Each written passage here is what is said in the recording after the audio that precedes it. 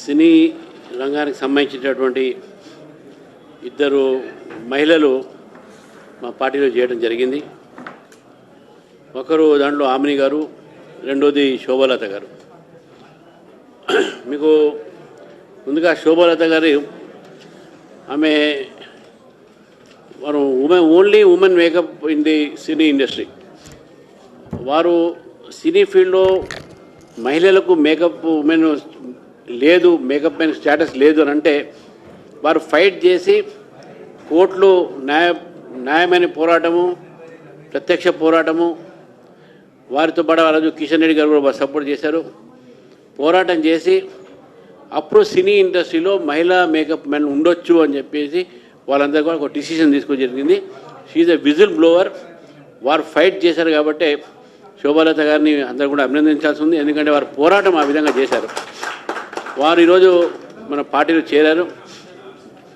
మరి చాలా మంచి పేరు ఉన్నటువంటి మేకప్ ఉమెన్. అదేవిధంగా ఆమిని గారు, మన అందరూ తెలుసు, జంబలక్కడి పంబ అనేటువంటి సినిమాతోని వారి యొక్క క్యారియర్ని మొదలుపెట్టారు. అనేక తెలుగు సినిమా, అదేవిధంగా తమిళ్, మలయాళం సినిమా లాంటి సినిమాల్లో వారు నటించి చాలా లీడింగ్ స్టార్స్తో, నాగార్జున గారితో కానీ, రాజేంద్ర ప్రసాద్ గారితో కానీ, వీరందరితో కూడా వారు నటించారు. ఇప్పుడు కూడా వారు నటన క్షేత్రంలో ఉన్నారు. టీవీ సీరియల్స్, అదేవిధంగా మూవీస్, ఇవన్నీ కూడా వారు చేస్తూ ఉన్నారు. వారిద్దరిని నేను పార్టీలో వారికి స్వాగతం పలుకుతున్నాను.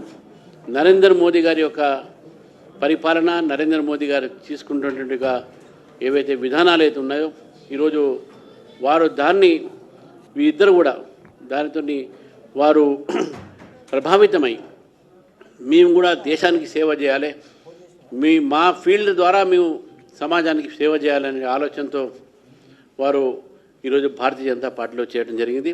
వారిద్దరం కూడా నేను స్వాగతం తెలుపుతూ, చివరికి ఏంటంటే ఇక్కడ చాలామంది సర్పంచ్లు, నేను మొన్న చెప్పినట్టు ఈరోజు గ్రామీణ ప్రాంతంలో భారతీయ జనతా పార్టీ మొట్టమొదటిసారిగా దాదాపు నియర్లీ 1000 దాకా, ఇప్పుడు 750 లెక్క వచ్చింది మనకు, 1000 దాకా మనం గెలిచేటటువంటి ఒక మన లెక్కలు వస్తూ ఉన్నాయి.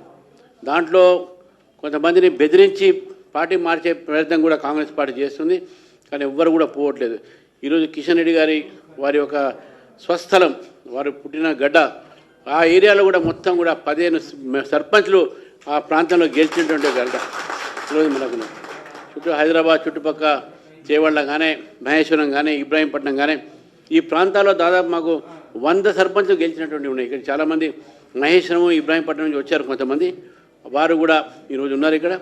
మాకు దాదాపు 10,000 పైగా వార్డు మెంబర్స్ గెలిచినాము, 1200 పైగా ఉప సర్పంచ్లు గెలిచినాము. ఇది మంచి పరిణామం. ఈరోజు ఒక గ్రామీణ ప్రాంతంలో భారతీయ జనతా పార్టీకి ఒక ఓపెనింగ్ దొరికింది. మేము గతంలో అర్బన్ బేస్ పార్టీగా అనేటటువంటి ఒక పార్టీని ఈరోజు పార్టీ ఒక స్వరూపం మారి ఇది ఒక రూరల్ తెలంగాణలో కూడా భారతీయ జనతా పార్టీ వెళ్తున్న సందర్భం చూశాను. ఈరోజు తెలంగాణలో ప్రత్యామ్నాయము కాంగ్రెస్ పార్టీకి, ఈ ప్రభుత్వానికి బీజేపీ మాత్రమే ప్రత్యామ్నాయం. ప్రజాస్వామ్యమైన నమ్మకంని ఒక నాయకుడి, ఒక ఏదైతే నరేంద్ర మోదీ గారి నాయకత్వంలో దేశవ్యాప్తంగా కూడా ఏ విధంగా అయితే డబుల్ సర్కార్ ఇంజన్స్తోని రాష్ట్రాలు పెరుగుతూ ఉన్నాయో, రాష్ట్రాలు అభివృద్ధి చెందుతూ ఉన్నాయో, అదేవిధంగా తెలంగాణ కూడా అభివృద్ధి చెందే దిశలో పోవాలి. ఇక్కడ అవినీతి అంతం కావాలన్నా, ప్రజలపై వేధింపులు అంతం కావాలన్నా, అధికార దుర్వినియోగం అంతం కావాలన్నా, ప్రజలకు ప్రభుత్వ పథకాలు సరిగ్గా అందాలన్నా ఇక్కడ భారతీయ జనతా పార్టీ ప్రభుత్వం రావాల్సి ఉంది. కాబట్టి డబుల్ ఇంజన్ సర్కారు ఏర్పాటుకు దిశలో ఈరోజు మొట్టమొదటి ఒక మాకు దొరికినటువంటి ఒక ఏదైతే విక్టరీ ఉందో, ఏదైతే మాకు విజయం దొరికిందో అది గ్రామీణ తెలంగాణలో. నేను తెలంగాణ ప్రజలకు వారికి శీర్ష వహించి పాదాభినందన చేస్తున్నాను. మమ్మల్ని ఆదరించారు. ప్రతి ఊర్లో మాకు ఓట్లు పడ్డాయి. కొన్ని చోట మేము 2 ఓట్లతో పోయినాం, 3 ఓట్లతో పోయినాం, 50 ఓట్లతో పోయినాం. మంచి పరిణామాలు ఈరోజు తెలంగాణ ప్రజలు బీజేపీకి ఇచ్చారు. కాబట్టి వారందరికీ నేను పార్టీ తరఫున, నా తరఫున, మా పార్టీ నాయకుల తరఫున వారికి నేను శుభాకాంక్షలు, అభినందనలు తెలుపుతూ గెలిచిన వారికి, అదేవిధంగా తెలంగాణ ప్రజలకు కూడా ధన్యవాదాలు తెలుపుతా ఉన్నాను.